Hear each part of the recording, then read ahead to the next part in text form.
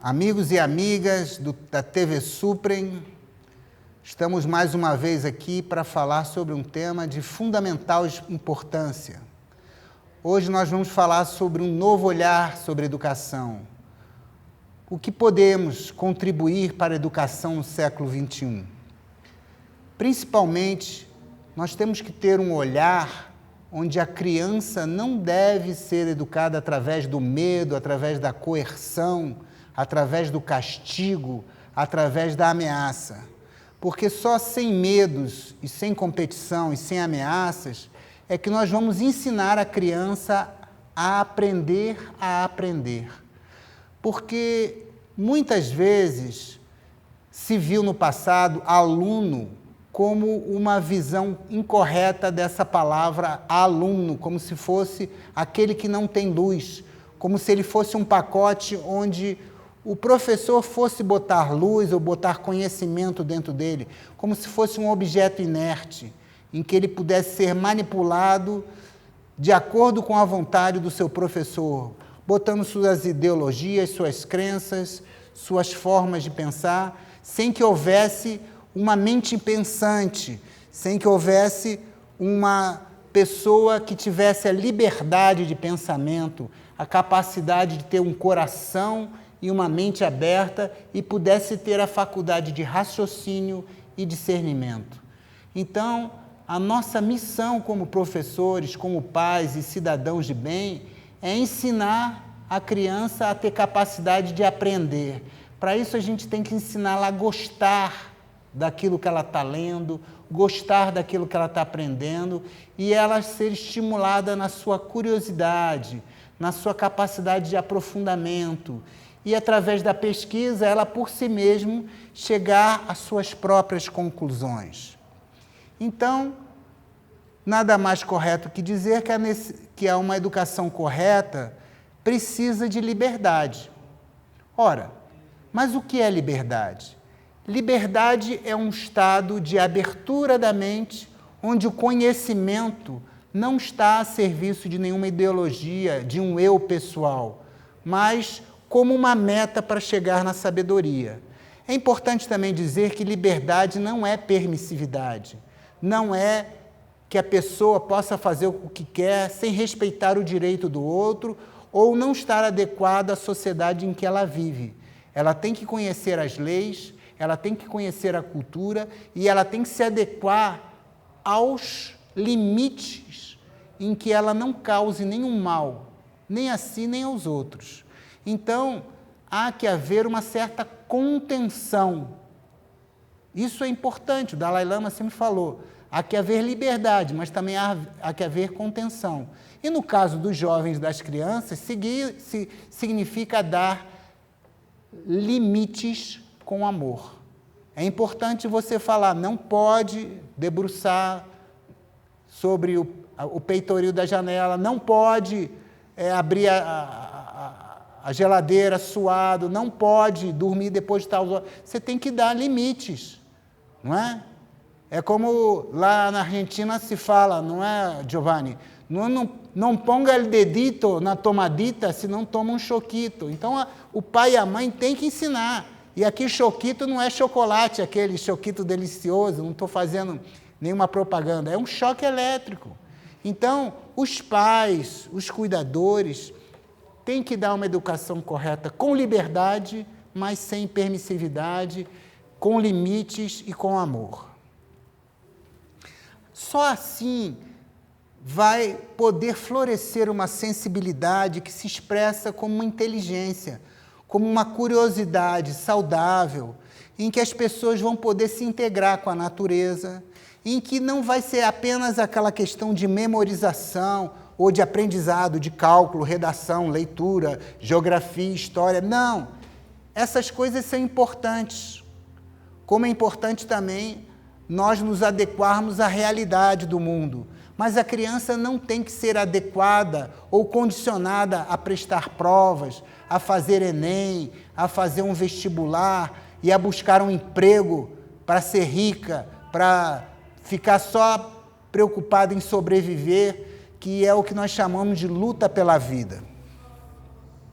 Assim, uma educação em que se floresça essa capacidade de indagação, de fazer as perguntas corretas, significa também não apenas memorização, não apenas fazer cálculos, saber matemática, as 4 operações, mas também dar a comunicação correta através dos fatos e também saber ouvir atentamente a nossa capacidade de ouvir as suas opiniões sobre o que eles pensam acerca daqueles mesmos fatos. É importante que o professor, que o pai e a mãe tenham essa capacidade de intimidade, de amizade, de um verdadeiro caminhante, ou seja, como participantes no aprendizado, para que possa florescer uma sensibilidade que vai se expressar como uma inteligência superior, ágil, integrativa. Não apenas uma inteligência concreta ligada a fatos corriqueiros, em que se decore um número interminável de equações, de datas, que não servem absolutamente para nada.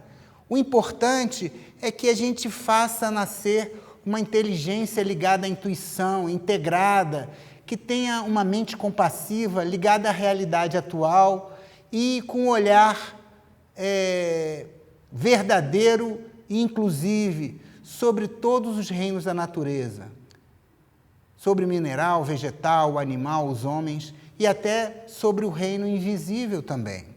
É importante que se discuta sobre tudo, que não se tenha preconceito e se afaste as superstições. E que a gente tenha a ideia de que muitos dos conceitos estão permeados por preconceitos ou conceitos viventes, seja através da cultura, seja através da propaganda. Tudo isso tem que ser mostrado com a maior naturalidade e neutralidade possível. Assim, nossa ideia é que as crianças possam formar uma mente pacífica e lúdica, mas que não lute apenas para conseguir metas materialistas de ser bem-sucedido, de ter uma boa profissão, de ter uma conta de 6 dígitos, ou apenas conseguir um emprego em que ele possa receber muito sem se importar em gostar do que faz. Eu acho que a gente tem que ter uma ideia de que nós temos que amar aquilo que fazemos. Temos que estar totalmente integrados com o que nós fazemos como um artista, que ele está totalmente voltado para o seu trabalho, não preocupado com o tempo que ele gasta naquilo, ou quanto ele vai ganhar naquilo, ou quanto aquilo ali vai valer após sua morte. Isso não é importante. O importante é o fazer. Fazer com vontade, fazer com amor. E quanto mais ele faz, mais perfeito fica. E assim, como um artista, como um bom músico, como um bom pintor, ele se realiza enquanto pratica. E não importa se é uma tarefa trivial como uma dona de casa ou como uma criança que está aprendendo os seus primeiros passos, ou na música, ou na pintura, ou na poesia. O que importa é o caminhar, é o desenvolver, é o desabrochar. Tudo isso leva um tempo. Muitas vezes não é o tempo cronológico que importa, é o tempo psicológico. E que isso seja acompanhado pelo tempo biológico como o florescimento de uma planta. Tem que saber a hora de semear, a hora de regar e a hora de colher. E não ficar preocupado com os estágios que ainda vão acontecer, porque isso é preocupação, isso é ansiedade. Nós temos que fazer com que as crianças saibam atuar no presente. Aliás, a gente tem que aprender com as crianças. Quando as crianças estão brincando, elas estão completamente conscientes de que elas estão trabalhando ali no presente, elas não estão preocupadas o que vai acontecer amanhã ou depois, elas estão totalmente voltadas para a atividade. Talvez a gente tenha que aprender com elas e fazer com que elas não se esqueçam disso, quando elas estiverem depois trabalhando, que elas fiquem completamente concentradas, focadas naquilo, de uma forma onde o ser delas esteja voltada para o objetivo ao qual elas estão trabalhando, não com o objetivo secundário de ganhar dinheiro, de ser bem-sucedido, de ser reconhecido, porque a gente sabe que isso é o ego. É o ego que quer ser reconhecido, é o ego que quer ser elogiado, é o ego que quer as palmas, é o ego que quer uma posição de poder. Não é assim que devemos educar nossas crianças. Temos que educar as crianças para a vida. Mais importante do que conseguir um emprego é sabermos dizer a elas que elas têm a condição de ser felizes. Quando o Dalai Lama veio no Brasil, eu vi ele falando para as crianças num projeto do Joãozinho 30, que eu fui felizmente convidado naquele pequeno espaço, onde o Dalai Lama falou de uma forma muito terna para as crianças. Ele perguntou para elas assim: vocês sabiam que vocês têm o direito de serem felizes? Olha que coisa linda! Nós temos o direito de ser felizes. O Buda botou isso à nossa disposição, Cristo botou à nossa disposição. Basta nos esquecermos de nós mesmos e pensarmos no outro. Basta a gente pensar no bem, ao invés de pensar nos bens. Faz sentido isso para vocês? Temos que observar as contradições que a sociedade impõe. A nossa sociedade é egoísta, é competitiva, ela é movida pela ambição e a busca do sucesso. Não é essa educação que a gente tem que dar para os nossos filhos. Nós temos que educá-los para serem felizes e inclusivos.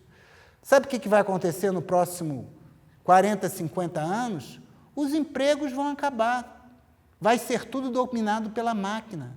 Os seres humanos vão ter muito tempo. Só algumas profissões que precisam da criatividade humana que vão se manter. Todos os outros vão ser substituídos pelas máquinas, pelos robôs. Assim está acontecendo na agricultura, na siderurgia, nas empresas de manufaturamento, não é? Hoje uma pessoa organiza o que antigamente 50 precisavam fazer. Então, o que vai acontecer? Vai ter muita gente, porque cada vez o número de habitantes no mundo, que já ultrapassou, pelo que me disseram, os 9 bilhões de habitantes, quantos desses vão ter direito a um emprego regular? Seja ele particular ou público? Talvez seja uma minoria. E todos vão precisar comer, ter um teto, todos vão precisar sobreviver. Mas mais importante do que isso, todos vão ter que ter direito à liberdade, à felicidade, à solidariedade. A solidariedade talvez seja o primeiro ponto a nós compreendermos. Uma vez na China, eu aprendi sobre isso quando a bicicleta de um dos nossos amigos ficou com o pneu furado e nós fomos atendidos, depois de um longo percurso, por um chinesinho que estava numa praça consertando o pneu das bicicletas. Tinham 5 pessoas na fila. Quando a gente chegou, todos deixaram que nós passássemos na frente e, a pedido do rapaz que estava fazendo o conserto, ele imediatamente consertou e eu perguntei para ele, quanto é? E ele fez uma cara muito feia. E eu falei assim, mas pelo menos você aceita uma gorjeta? E ele cruzou os braços e eu vi que eu estava dando uma gafe. Com certeza era uma gafe cultural, por eu não conhecer bem os costumes chineses e orientais. Então me veio uma ideia, mas pelo menos uma foto você tira? Aí ele abriu um sorriso, tiramos a foto e fomos embora. Eu perguntei a uma chinesa que tinha morado no Brasil, já que o pai dela era da embaixada brasileira, e aí eu perguntei, o que aconteceu? Eu senti que eu cometi uma gafe, um mal-entendido, quase que eu criei um embaraço internacional, mas finalmente, quando eu falei sobre a fotografia, tudo aquilo se desanuviou. E aí ela botou a mão assim, nos quadris e olhou profundamente nos meus olhos e falou assim, Alexandre, você não conhece o primeiro mandamento da Constituição chinesa? E eu fiquei com muita vergonha, porque eu não conheço nem o primeiro artigo da Constituição brasileira. E duvido que a maioria dos que estão me assistindo aqui o conheçam também, não é? Que a Constituição emana do povo para o povo, em nome de Deus, não sei. Mas ela me falou, não, o primeiro artigo da Constituição chinesa, que é o mais importante, é o caput, é a cabeça da Constituição, fala sobre solidariedade. O primeiro mandamento da Constituição chinesa é a solidariedade. E ela me explicou, sem solidariedade, imagina um país que tem mais de 1 bilhão de pessoas. Hoje tem mais de 1 bilhão e 500 mil pessoas. Imagina quando falta água para milhares, milhões de pessoas, quando falta comida, quando tem algum problema, um engarrafamento de centenas de quilômetros, se não houver solidariedade. Olha que coisa linda. A solidariedade é você primeiro pensar no outro, depois de você pensar em si próprio. É você ajudar quem está passando um problema. Olha só, quando eu estava passando uma dificuldade, ele me prestou um favor e não me cobrou, porque você não pode cobrar favores. Eu estava numa aflição, eu estava numa emergência. Todos cederam o seu lugar, eu furei a fila, passei na frente de 6 chineses que estavam pacientemente sendo atendidos. Ele consertou porque ele me deu prioridade, porque ele viu que eu estava passando um problema, eu não estava no meu país, eu não estava na minha cidade.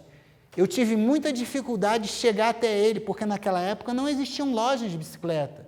Eu tive que sair do meu caminho, sem saber chinês, através de uma tradução muito mal feita, que usava muito mais gestos do que palavras, para chegar fora do meu caminho, para chegar naquela praça, onde ele me atendeu com todo o carinho, com toda a gentileza, com o máximo de solidariedade e amizade, e por isso ele não pôde aceitar pagamento.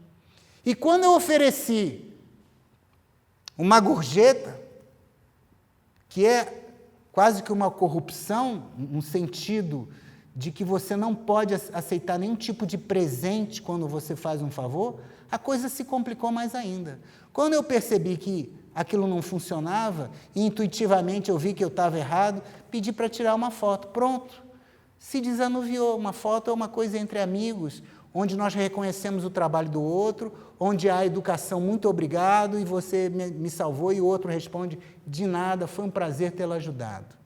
Assim é que nós temos que formar uma sociedade em que se preze a colaboração e a solidariedade, e não apenas prevaleça a ambição, a competição e a guerra pelo sucesso. É a competição que leva à violência, e é a violência que traz as guerras e os desentendimentos. É isso que forma os blocos, A contra B, C contra D, vermelho contra azul, direita contra esquerda, religiosos contra ateus, cristãos contra protestantes, muçulmanos contra judeus, e assim, budistas contra shintoístas. Nada disso tem valor. Quando a gente olha do espaço, não existe a divisão entre países, porque lá de cima não dá para ver os muros. Aliás, isso é uma coisa muito importante. Nós temos que educar para não criar muros. E cada um de nós, como se diz maçonicamente, temos que ser pedras para a construção de templos, não de penitenciárias, não de muros que separem pessoas da mesma família entre a Alemanha do Norte e a Alemanha do Sul, a Alemanha Ocidental, a Alemanha Oriental, entre México e Estados Unidos, entre Israel e Gaza. Todos esses muros são muros da hipocrisia, da vergonha, porque mostra a incapacidade de haver cooperação e solidariedade. Só quando nós criarmos uma sociedade cooperativa baseada numa educação inclusiva é que poderemos melhorar a etapa humana. E para isso, senhores e senhoras, temos que implementar uma educação sem castigos ou prêmios. Temos que abolir as notas, os conceitos. Fulaninho é conceito A, fulaninho é conceito B, conceito C. Nada disso funciona. Nós temos que ver a inteligência por detrás do conceito. Apenas botar A, B, C, D ou E, uma resposta de cruzinhas, fala muito pouco sobre a inteligência do indivíduo. Nós temos que aprofundar mais a questão do significado.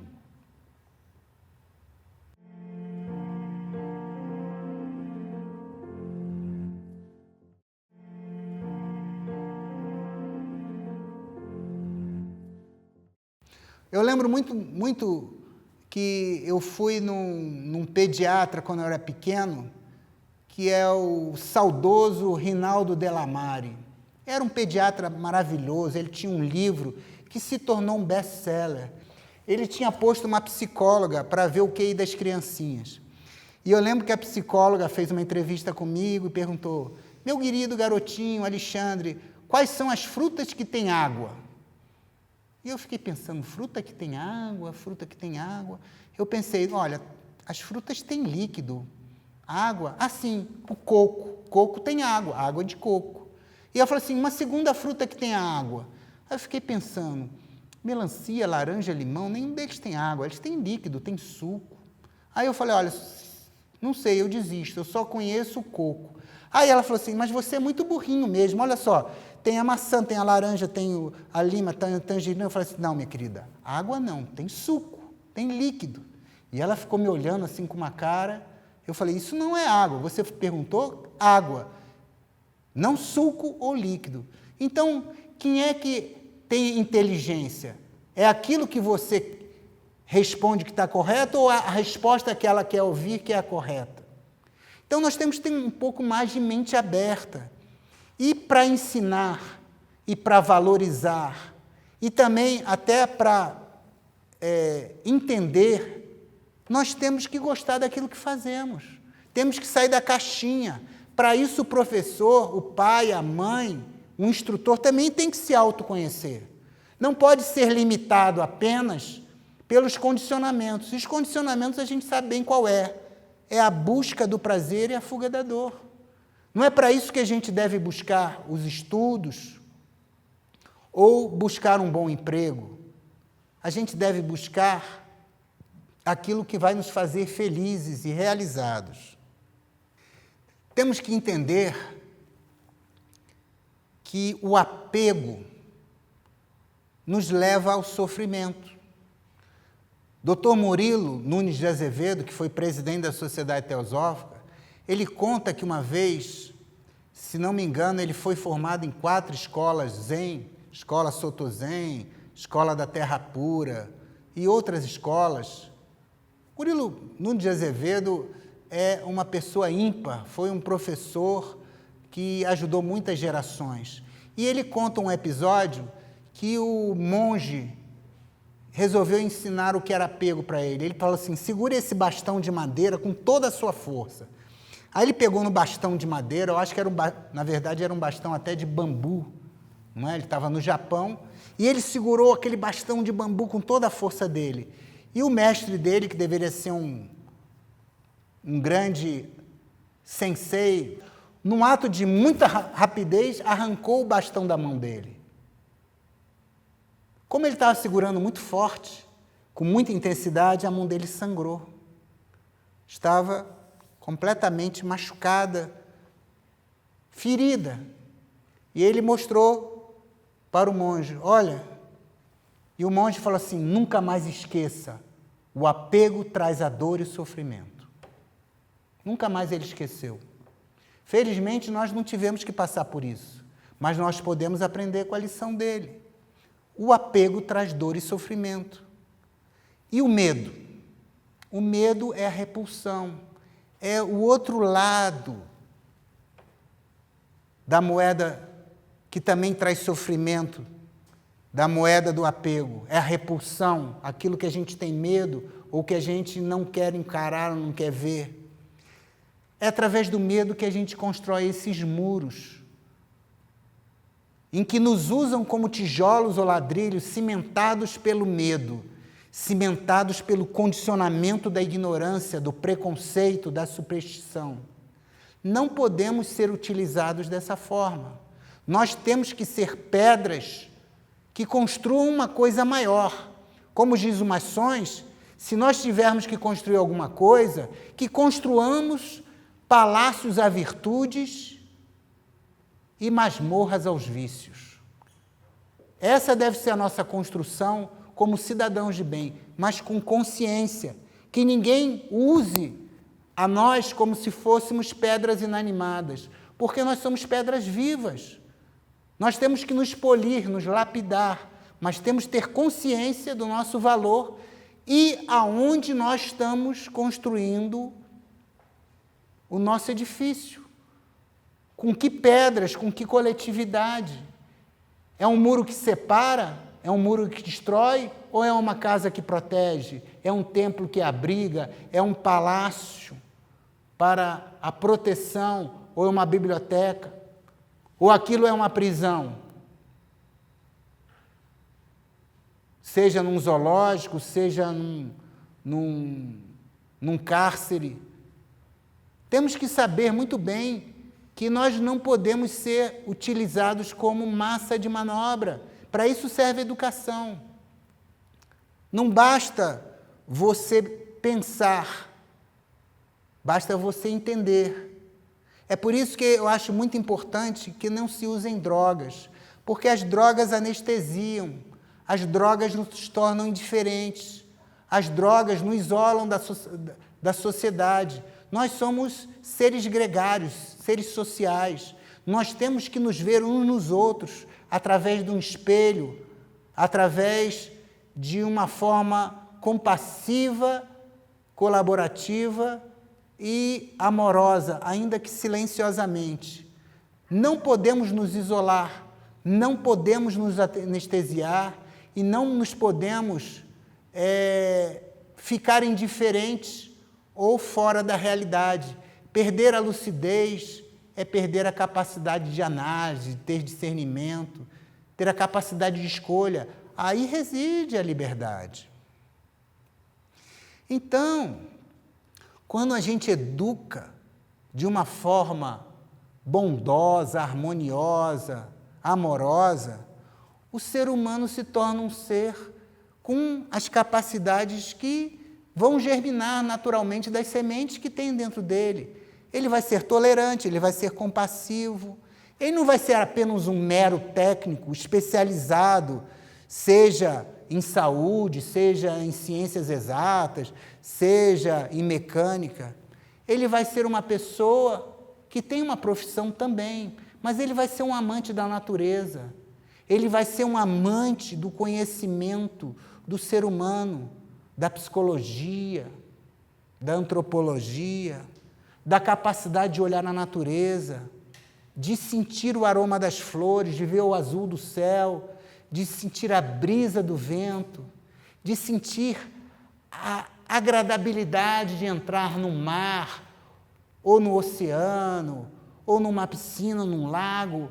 Ele vai ter a capacidade de aproveitar o que a natureza tem para dar a ele, e ele também vai reconhecer, protegendo essa natureza, porque ele vai entender a interconectividade entre tudo e todas as coisas.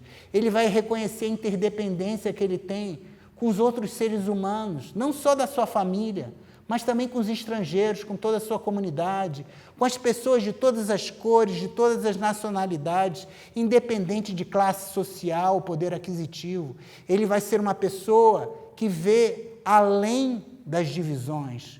E esse conhecimento vai levá-lo à sabedoria. A sabedoria que vai fazer ele perceber a unidade por trás da diversidade, a unidade por trás da separatividade. E ele vai poder entender que todos nós somos feitos da mesma matéria.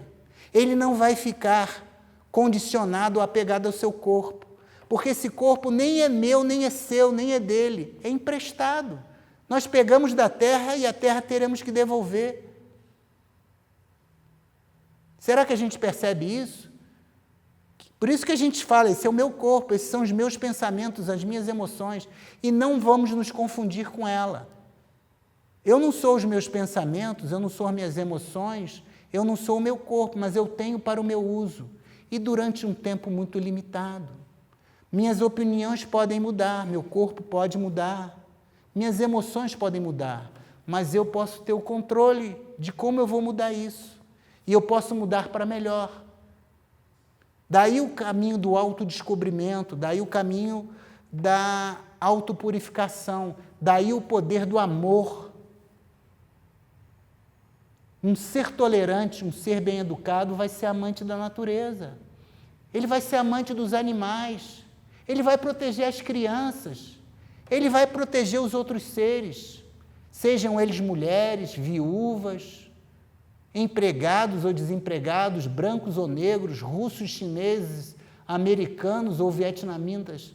Não importa o país, não importa a forma como a pessoa se expressa, se é em javanês, alemão ou russo. Importa o coração, importa estarmos vivos e sermos semente de uma só humanidade. Nós somos apenas uma humanidade, de diversas formas, diversos matizes. Não importa o tamanho, ou a cor da pele, ou mesmo a crença ou a conveniência ideológica que esposamos.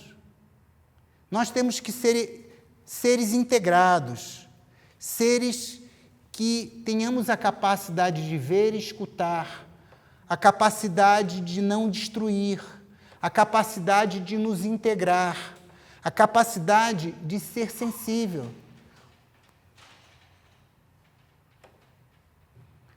Não podemos construir inteligências altamente especializadas, mas que sejam insensíveis e automatizadas.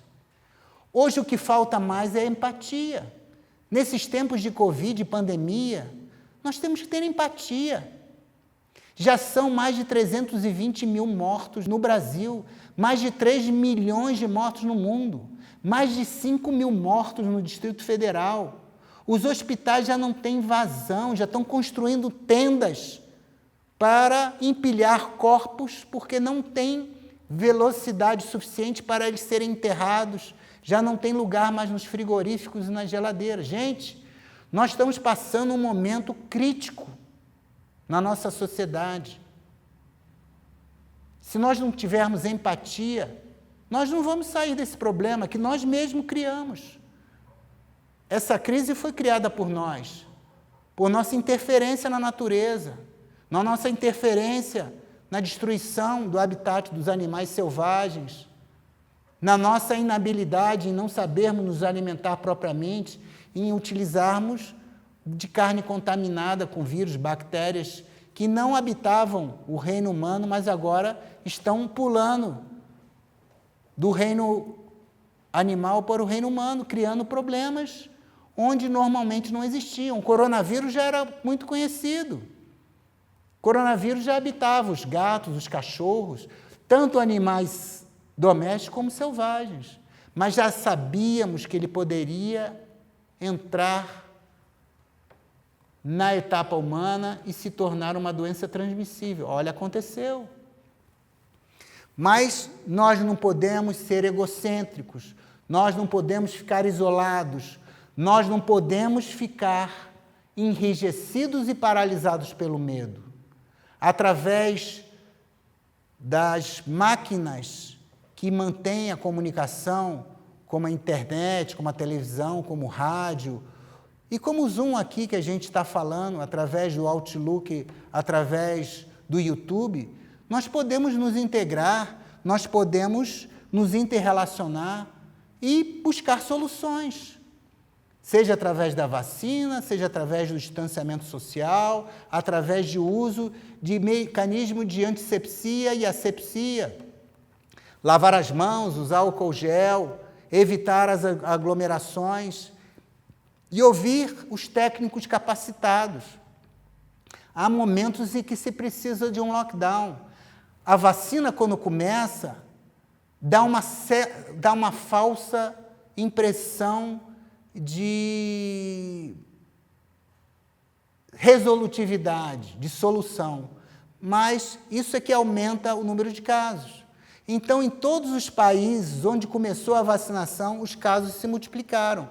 Por quê? Porque não houve tempo, apesar do início da vacinação, de haver a viragem sorológica, que precisa, após a primeira vacina, a segunda dose, que é 15 a 20 dias, um mês depois, isso só acontece 10, 15 dias depois da segunda dose.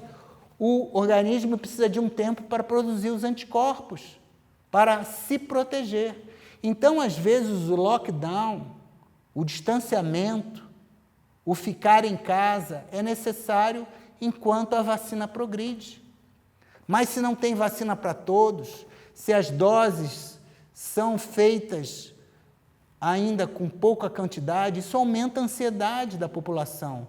Nós já estamos vendo uma histeria coletiva tomar conta da população. E se não há resolutividade, se há o medo, se há o pavor, começa o egoísmo, a ambição. Então, eu vou buscar ser vacinado de alguma forma, eu vou buscar a vacina no câmbio negro, então eu vou corromper uma pessoa que, ao invés de vacinar a velhinha, guarde aquela vacina para mim, através da corrupção. Não é dessa forma que a coisa vai funcionar para todo mundo. Nós temos que seguir normas, nós temos que seguir padrões, nós temos que ser éticos. Tem que haver uma estratégia. E o governo tem que tomar a frente dessa estratégia. E o povo tem que seguir essa estratégia e confiar no governo. Mas se há um momento de crise, de estagnação, que ninguém se entende, nós vamos chegar no caos, nós vamos chegar na guerra civil. Vai ser a lei do mais forte. Meu pirão primeiro, minha sardinha primeiro. Isso não é possível. Tem que haver tranquilidade, tem que haver capacidade e tem que haver o que aquela chinesinha me ensinou: solidariedade, capacidade de cooperação, integração, e não ambição e egoísmo, e não apenas a ignorância de querer apenas aquilo que é melhor para você e a sua família em detrimento dos outros. Assim, independente de estarmos isolados, nós temos que destruir algumas crenças que são baseadas em preconceitos e superstições, alguns dogmas e visões pessoais. Existe uma carta dos mestres de sabedoria que o mestre fala que a pior coisa que pode existir são as crenças sinceras e errôneas. Então, existem muitas crenças erradas no mundo. E nós não podemos nos associar a elas. Não que a gente tenha que brigar com as pessoas, mas a gente tem que brigar de uma forma saudável, discutir ideias e fazer prevalecer o bom senso. Eu conheço muitos médicos e muitas pessoas que têm um bom nível, que têm faculdade, nível superior, que não quer se vacinar. Eu conheço muita gente boa que não quer usar a máscara. Eu já expliquei para essa pessoa que mesmo que ela não pegue o vírus, ela pode ser até o super-homem, mas ainda assim ela vai ser o reservatório do coronavírus. Mesmo que ela não pegue a doença, ela espalha e leva aquela doença para dentro da sua casa, da sua comunidade. Ela não vai morrer, talvez, porque ela tem um sistema imunológico maravilhoso que iniba o coronavírus dentro do seu sangue, mas o coronavírus ainda vai estar lá nas suas vias respiratórias, nas suas mãos que não foram lavadas, e ele vai ser um elo de transmissão, ele vai ser um fator de disseminação de um vírus que, por uma questão de egoísmo pessoal, ele não é capaz de usar uma máscara porque ele não acredita que o vírus exista ou que a doença exista.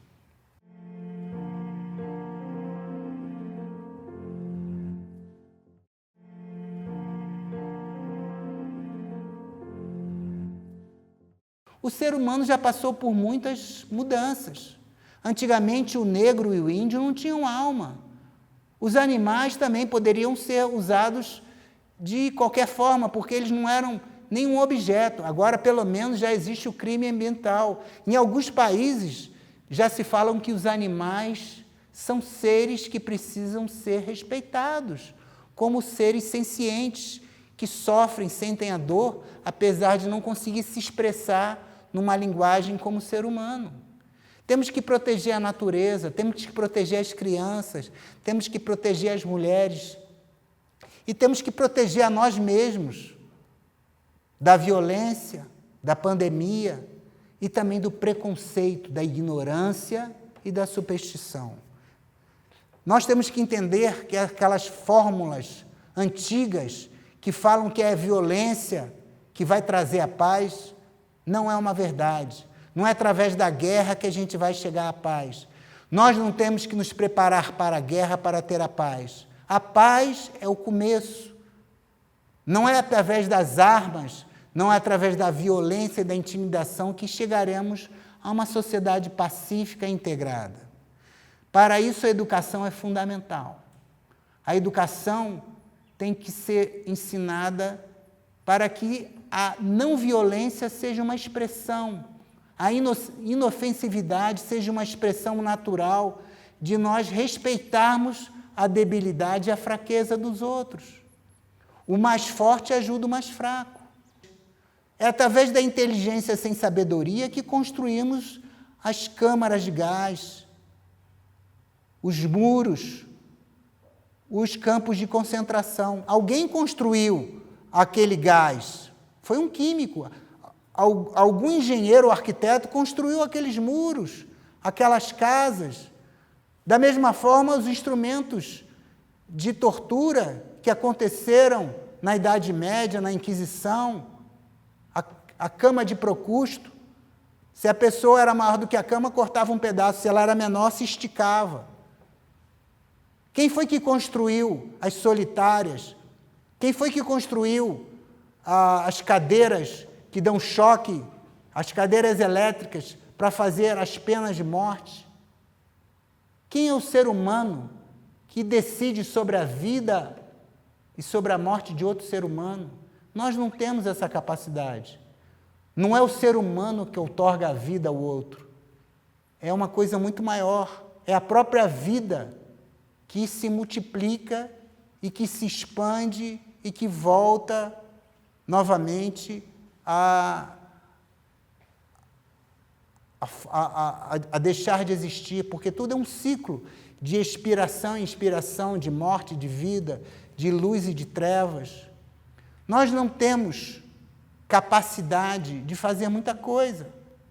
É como Krishnamurti falou, você pode botar um oceano na sua mão, você pode botar um vento na sua mão, você pode pegar umas gotas do mar, mas você não pode pegar o vento, você não pode pegar o mar. Nós somos muito pequenos e limitados. Temos que ter um sentimento de reverência ao mar, à terra, ao fogo, aos 5 elementos, a todos os elementos que nos governam. Nós somos formados por eles, mas temos que ter uma reverência, não só à matéria, como ao espírito. Somos formados por esses dois. E dada a essa mistura maravilhosa, apareceu a consciência e a vida. Comparações também são inúteis, castigos são inúteis. A conquista do respeito não vai ser através de espancamento, através de gritos, de agressões verbais. Todas essas formas de violência não podem perdurar.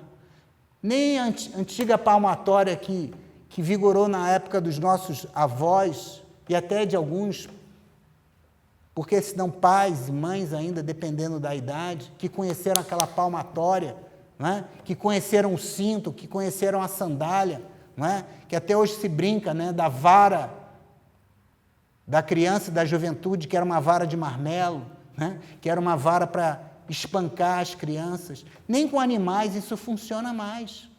Quem é que já viu aquele filme, O Encantador de Cavalos, ou que é do mesmo livro, O Homem que Ouve Cavalos? É através de um relacionamento que se dá não verbal, através do corpo e através da dança e através em que o animal aceita a aproximação do homem, é que se dá essa integração.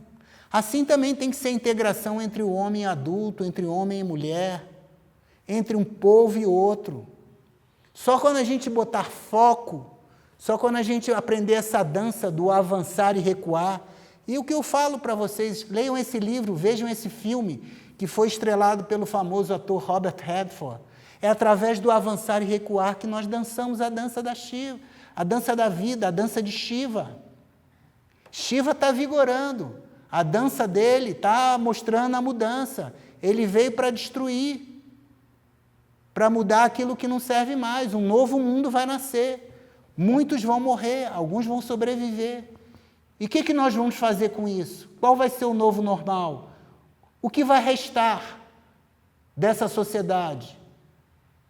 Violência? Medo? Arrependimento, ressentimento, sofrimento? Ou a capacidade de entender que nós criamos esse problema e que nós temos que resolver? Não vai ser Jesus, nem Buda, nem Krishna que vai resolver esse problema, porque esse problema foi criado por nós, e nós é que temos a obrigação e a responsabilidade de resolver. Infelizmente, a violência ainda perdura na educação e nas sociedades que habitamos. Mas um país, para ter ordem e progresso, como está na nossa bandeira, um país para ter justiça, ele precisa que isso aconteça não por imposição pelo medo ou pela punição, não por castigo e recompensa, não por uma submissão a uma determinada ideologia, seja de direita ou de esquerda, seja uma ideologia ditatorial ou imposta de uma minoria sobre a maioria. Não pode ser assim. Não construiremos uma sociedade saudável através da intimidação, através da compulsão e através da comparação. E isso começa desde a mais tenra idade, quando a gente tem as notas escolares, quando nós temos os conceitos A, B, C, D, E. Não é assim que se educa. Isso é uma forma perniciosa de educação. Temos que transcender e descobrir novos valores. Os professores e pais têm que ser amorosos, têm que ter uma inteligência aguçada, têm que ter uma mente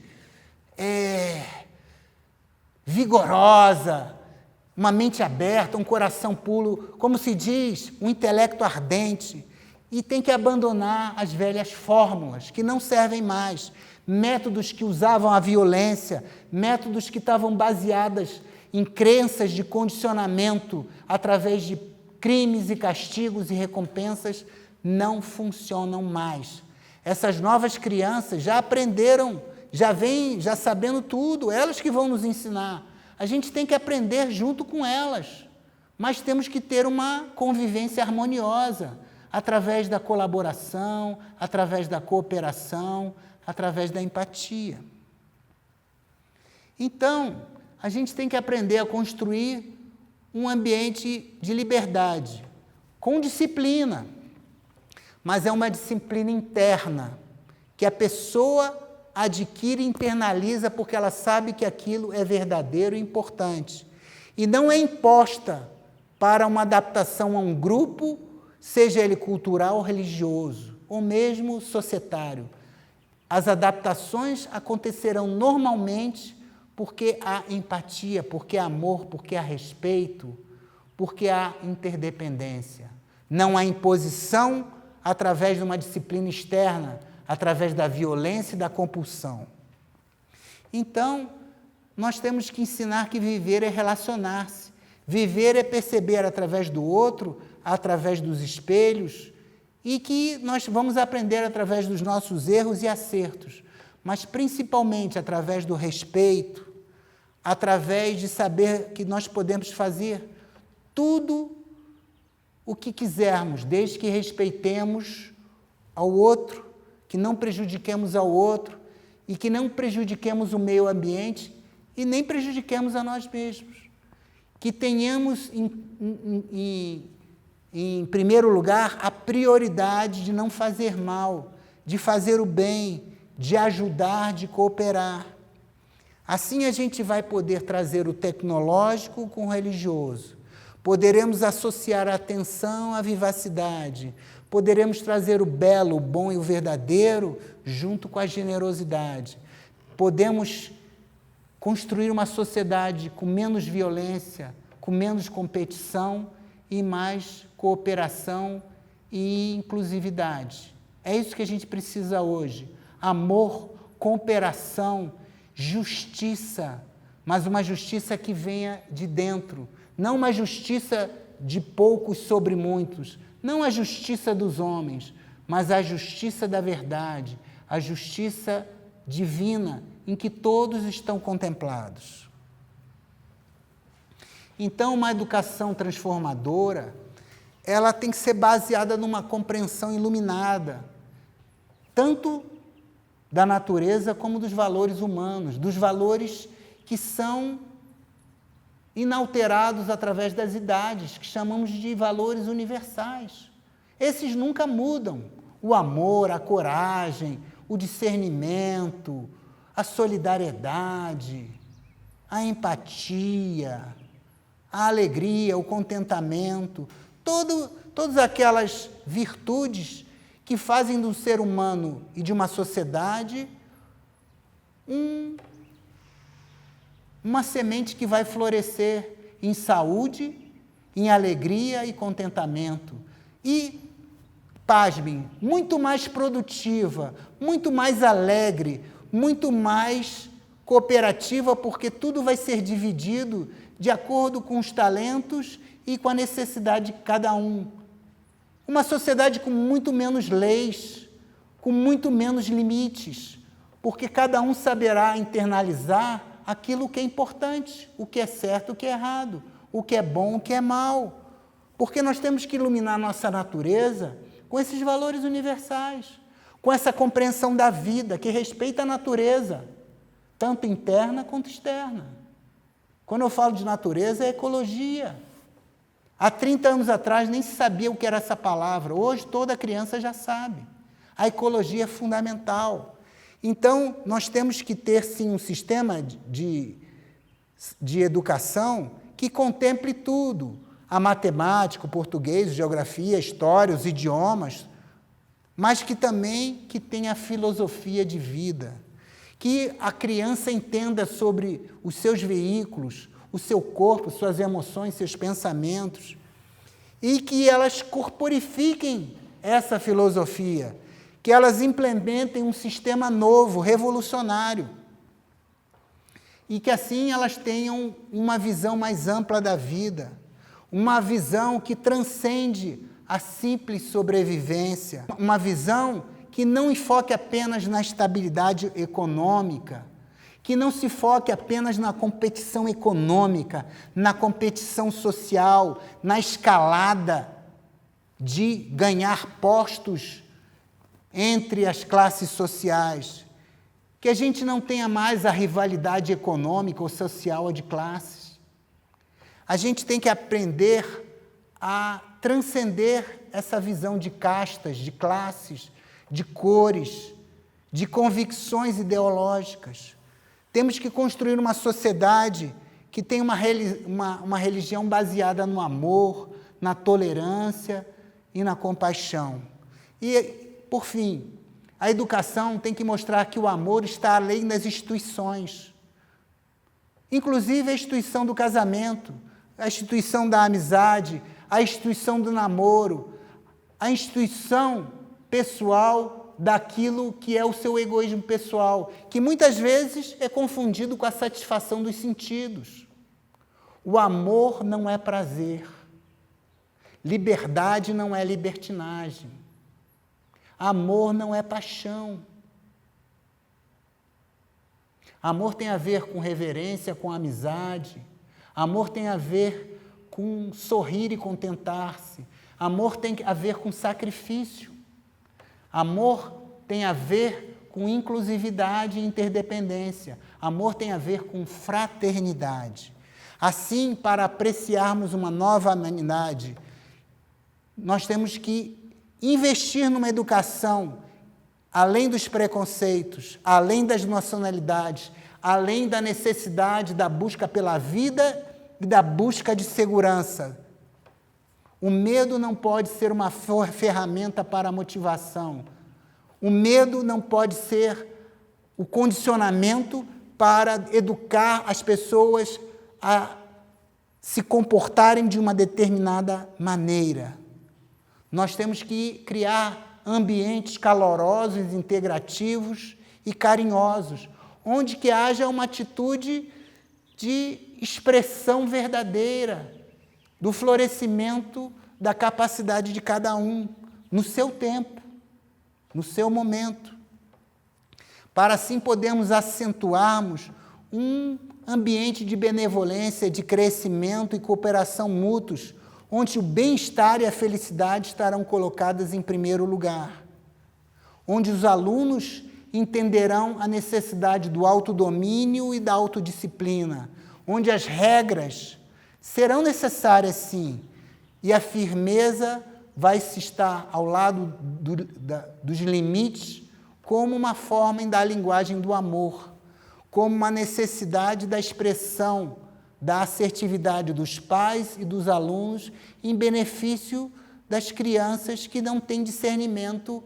entre o perigo e o bom senso que elas precisam desenvolver. O aprendizado tem que desenvolver a inteligência, tem que desenvolver a sabedoria, e o conhecimento tem que ser apontado para o bem maior. Uma mente cheia de conhecimentos memorizados, mas que não entende o que é a escolha correta, não é uma mente aberta, não é uma mente que foi tocada pelo amor, não foi uma mente que teve uma educação que veio do coração e da intuição. Assim, a gente tem que buscar os significados que são subjacentes aos fatos. Temos que entender que existem fatos, mas que existem intenções por trás deles, que existem situações futuras que dependem daquilo que plantamos no presente. Temos que entender a questão do karma, do ação e reação. Temos que entender que está tudo concatenado. O que eu falo, o que eu penso, o que eu sinto, repercute sobre mim e sobre o outro. Assim, os alunos e as crianças têm que ser motivados pela excelência, não pela competição, não pelas notas, não por honrarias ou prêmios. Elas têm que ser respeitadas no seu ritmo e no seu tempo. Temos que conhecer a multifacetação e conhecer o que é uma inteligência emocional, muito mais do que uma inteligência meramente retentiva de memórias e fatos. Nós temos que entender que os pais e os professores têm que ter paixão e têm que ser transbordantes de entusiasmo. E têm que educar pelo exemplo, pela motivação, e não apenas pelo medo. O exemplo é uma das mais importantes ferramentas da educação. E isso tem que ser ensinado aos professores e aos pais e aos amigos. Raivas, gritos, punições, isso não funciona. Isso só cria dificuldade, isso só cria isolamento, isso só cria um sentimento de vingança e ressentimento nos alunos. Assim, um sistema educacional para o século XXI tem que respeitar o viver, tem que promover o autoconhecimento, tem que estar ligado à transcendência e adaptado à sociedade em que vivemos. Vivemos em uma sociedade que é dominada pelo medo, pelo preconceito e pela ignorância. E só nós podemos transformar isso. Isso nós podemos transformar através do amor, da empatia e pelo exemplo. Podemos criar uma nova religião, uma nova sociedade, mas certamente ela tem que ter como farol a justiça, o amor e a cooperação entre os povos. Muito obrigado.